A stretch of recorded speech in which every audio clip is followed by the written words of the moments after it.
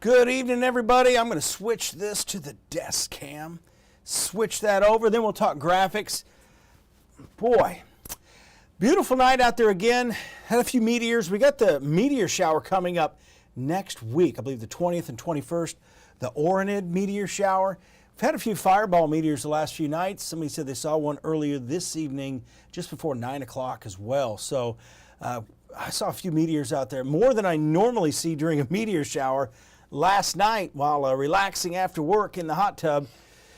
First question, somebody wanting to know, I did have an awesome day. Every day's awesome. Every day I wake up and don't have any issues. It's an awesome day. When's the first big blast of cold air? Here's what's going to happen. I think we're going to see a parade of cold fronts start coming in about every 3 to 5 days. There's going to be a cold front come through. Each one will bring a different flavor. Each one will bring a round of showers and storms, and some of them will be colder than others. So I think this one coming in Sunday morning, it's going to pack a punch with a lot of wind, very heavy rain. It's got a lot of wind shear with it. And overall, if we get any tornado threat out of this at all in the morning Sunday, it's an EF0 spin up, kind of a thing that may be on the ground for 2 minutes. So again, that's really what I want to stress. Not every tornado environment's the same. Tomorrow morning, if the overnight runs from the European model and the GFS model look kind of like they did at noon today, they're probably going to see people's wordage ramp up. You're going to see a lot of red graphics, things like that. In regards to the weekend forecast, Sunday morning in particular, we're going to go through the latest data in a second. But again, it's not a high-end threat here. It's the challenge here for the atmosphere is we've had this north wind consistently, and the atmosphere just can't immediately switch around and bring in the humidity. The humidity is going to return fairly quickly, but usually you want a good 48 hours of that strong south wind, and we're going to get about 30 hours of it. So I think we're going to fall just short of instability. The timing's everything. Overnight, early morning, there's no heating. So while they may have stronger storms and a line of severe storms with isolated damaging winds and maybe a brief tornado threat in Arkansas, western Mississippi, and parts of Missouri, as that line moves east, it's going to start to lose the instability with it. It's going to weaken. You're going to have some situations where the actual thunderstorms outrun the boundary they developed on. So it's going to be one of those where the storms will race out ahead, and then they'll stop, they'll lose some momentum, and then the boundary catches back up, and then they'll race out ahead. I've seen that a lot. The other thing, one of the things the earlier morning model guidance was kind of showing, it was showing a strong surface low, but it was racing it faster to the northeast up into Canada across the Great Lakes and kind of leaving the boundary itself, the frontal boundary, a little bit behind and slow. So everything's got to phase just right.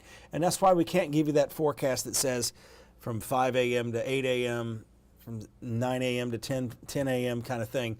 Can't give that yet because the models continue to change quite a bit.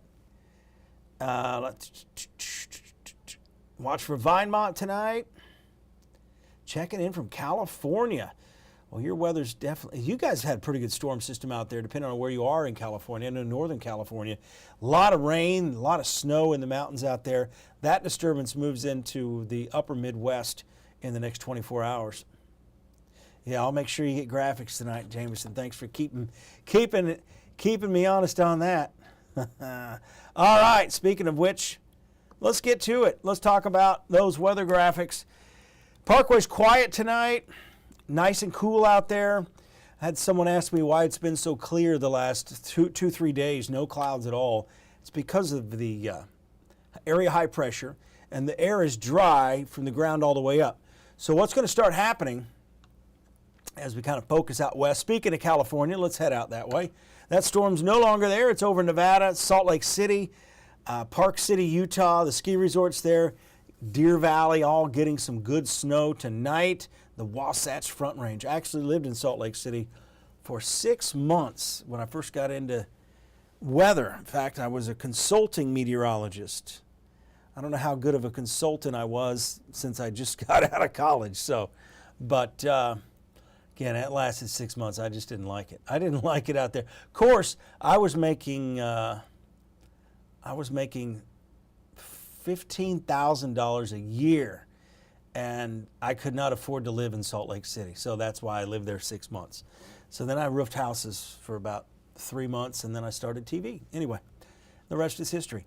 So that storm system is going to move northeast, and it's going to start to pull on this colder air that's up in Canada, and then eventually another area low pressure is going to develop. We get cyclogenesis out in the plains, and then we start to get showers and storms in our area. Weekend forecast overall, 84 Saturday.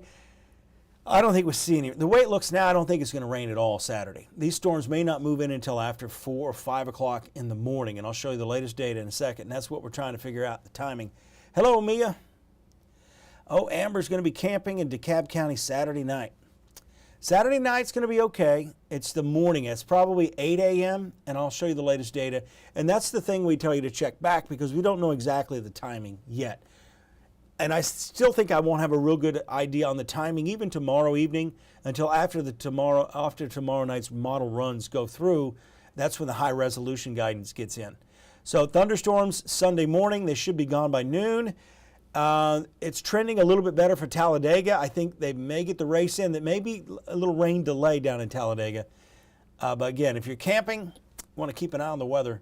Here it is. This is a look at Saturday afternoon, in fact, early evening, just about 20 minutes or so. Well, we'll call it 40 minutes before sunset. It's going to be a warm, breezy day Saturday. Then it gets windy Saturday night, and a very windy day Sunday as the cold front moves through. So you can see here, this is what I'm going to be watching, and all the other meteorologists are going to be watching, is the timing of these thunderstorms. A very robust line of storms here, but that's 1 o'clock in the morning. So we've had the model yesterday put it 8 o'clock in the evening right on the state line with Mississippi. Now it's hundreds of miles away. So I think the trouble the model guidance is having is trying to phase this storm system. So if it all phases correctly, you'll get one solid line of storms, and then we'll get a better idea. So once the model looks exactly the same, then we just adjust the timing. So here's 3 o'clock in the morning. The line is getting more narrow. So again, the data, the resolution of the model is, I'm using the 9-kilometer data here as opposed to the bigger resolution model. Because when you start out forecasting, you're going to start out, and even some of these graphics people post that are ridiculously 360 hours away. I'm like, why would you post that, especially this time of year? Really anything after 4 or 5 days this time of year has a very large error with it, because anything that's wrong in that model data at the very beginning becomes more and more off. It becomes, if the timing's off, it becomes off even more widespread. If the instability's off, all those parameters, if they're off by a certain degree, it accelerates it. So let's say you're walking towards a door and you're taking, let's talk about football. You're taking that pursuit angle and you're running after the running back to try to get him. If you start in the wrong pursuit angle, you're never going to get them. So again, you're never going to get the solution that's more accurate. November, man, like I said, this time of year, the weather's going to change. And we're in a very active weather pattern. So as I mentioned earlier, we're going to get fronts in here about every 3.5, 4 or 5 days, and each one's going to be just a little bit different. So again, we're going to have more wind come through, and it's going to take most of these leaves off the trees. So as we go forward here past 3 o'clock in the morning, notice the line continues to move east. Also, I like to look at the orientation of the line. It's basically lined up right along the frontal boundary, and the temperatures will be dropping behind it as we go through the day. So there's a lot of wind shear in the atmosphere.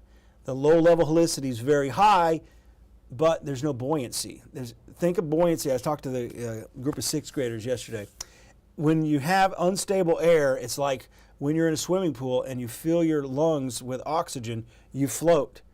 And that's what happens when you have unstable air. And once the front comes in and lifts it more, it triggers it to rise even faster.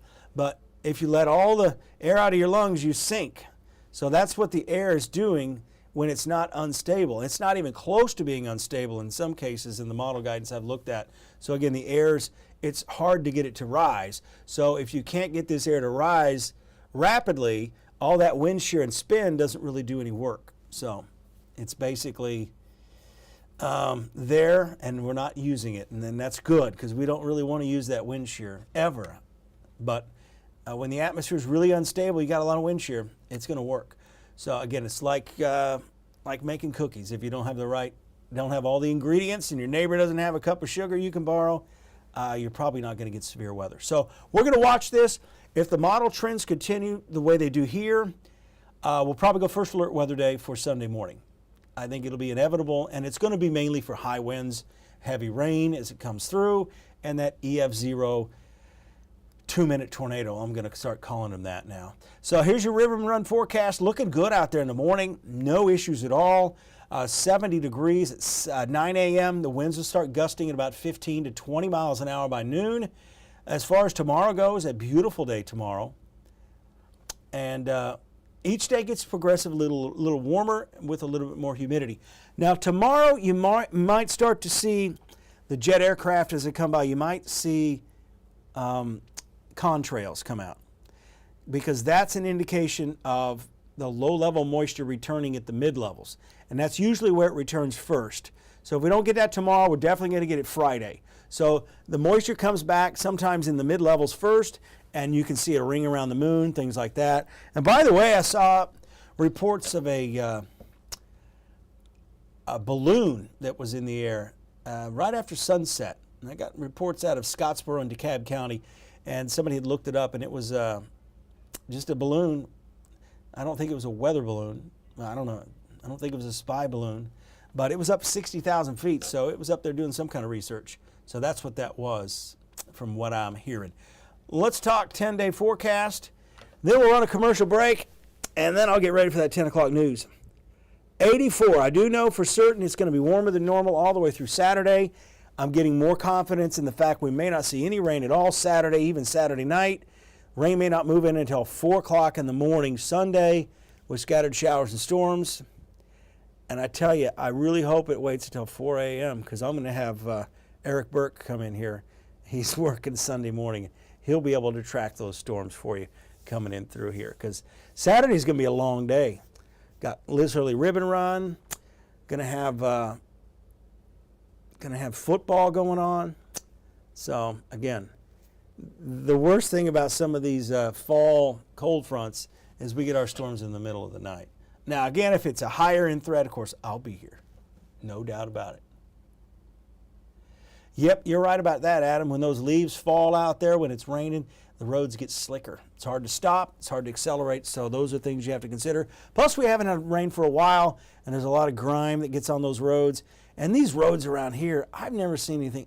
You know, growing up in Kansas, I don't ever remember the roads being as slick as they are here when it rains. I don't know if it has to do with, you know, it's always tricky to try to determine the slickness and when roads freeze, even in the winter, stuff like that, but just the composite, the makeup of the asphalt. So I'm not a big road guy, so that's not my expertise. But I do know when they freeze, we get problems. But just the fact that the roads, when they're damp and it hasn't rained for a while, you get that accumulation of gook, we'll call it, from Fletch. Remember that? I'm a big Fletch fan. Well, you guys take care. I'm going to run this commercial, and then I'm going to get out of here. Appreciate you tuning in. See you tomorrow night.